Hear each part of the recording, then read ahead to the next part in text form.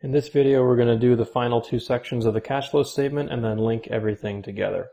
So in addition to the cash from operations, we also have the middle section, which is cash from investing, and then the final section, which is cash from financing. So in investing, if we scroll up to our balance sheet, we know that we've already used all of our current assets up and our current liabilities. So the only investment account that would go in here is our fixed assets. So I'm going to use my change in formula, copy that down, and then adjust the Excel row to the fixed assets. And then I will copy one of my asset formulas down because this is also an asset. However, the one change we're going to be making is fixed assets has depreciation factored into it as well. So we need to strip out the depreciation to get a true sense of what the CapEx or capital expenditures are. So first I'm just going to adjust the formula for it to link up to the fixed asset section, and then lastly I'm going to subtract out our depreciation. And now I could link the depreciation to where it's already existing in the cash flow statement, but I would rather link back to the original source as opposed to linking to a link. It just keeps everything a little bit cleaner. So I'll press enter there, and that's done.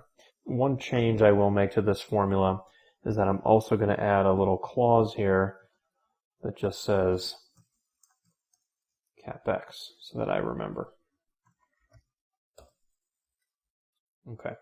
Now, since this is the only investing line item, this is a quick section. So I'm just going to copy down my formatting from here. Type in total cash from investing, and then update this formula, control equals, and it automatically selected the investing section. So one last time, if I control open bracket, I go up to my fixed assets and I highlight them yellow to know that I've used it. F5 enter brings me back to where I was.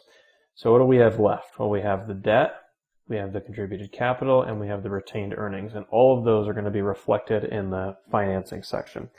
And you might be saying to yourself, well, retained earnings shouldn't go in there. And you would be right, except one thing we're going to do is we're going to add it to our cash flow statement, but we're going to strip out any impact of the net income. So it will ultimately be zero. And the reason we're going to do that is because when we build the pro forma balance sheet in a future video, some of the transaction expenses will immediately hit retained earnings, and that will be the way that we pick them up in our cash flow statement. So let's copy down this formula. Change in debt, and drag it down and adjust the row accordingly. Change in contributed capital, change in retained earnings. And in the financing section, we'll use the same formula that we use for a liability. So it will be the current period minus the previous period. So I'm just dragging up these cells to the applicable location.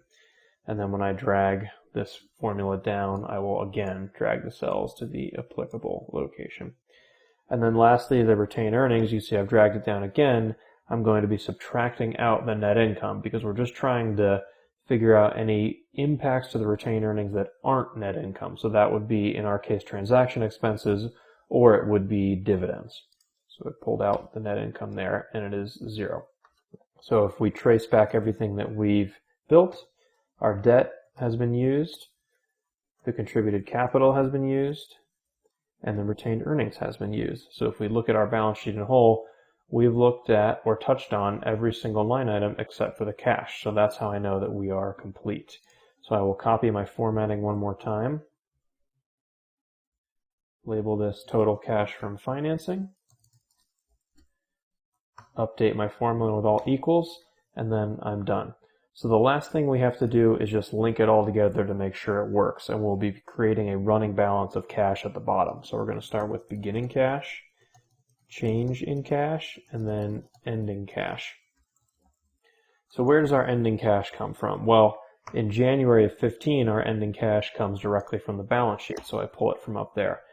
Then in February, our beginning cash is just the ending cash from the previous month, and then our ending cash in February will be the sum of the beginning cash plus the change in cash. So what's the change in cash? Well, that's actually what we just built above. So that is the sum of our cash from operations plus our cash from investing plus our cash from financing. And the bottom is 308.94.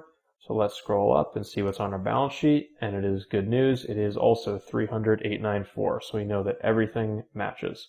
So what I'm going to do now is I'm going to bring down another check formula because I want to make sure that the ending cash in my cash flow statement always matches the ending cash in my balance sheet.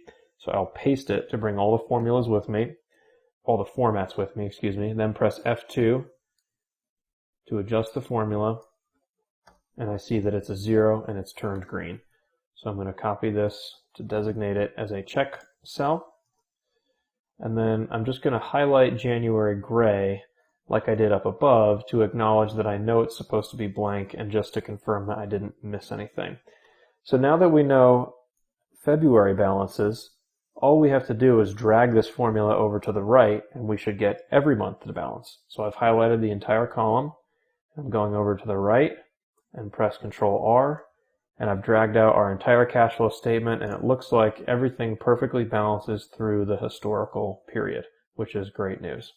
You notice that a couple of these check cells have turned red, which means they are not technically 0. So I'm just going to double check them really quick by pressing Control Alt and then the right arrow, and I see that really this pretty much is 0. There must just be a rounding error way out in a decimal place. So what I'm going to do is change this formula and add a round function and then round it to the second digit, which basically means rounding it to the cent.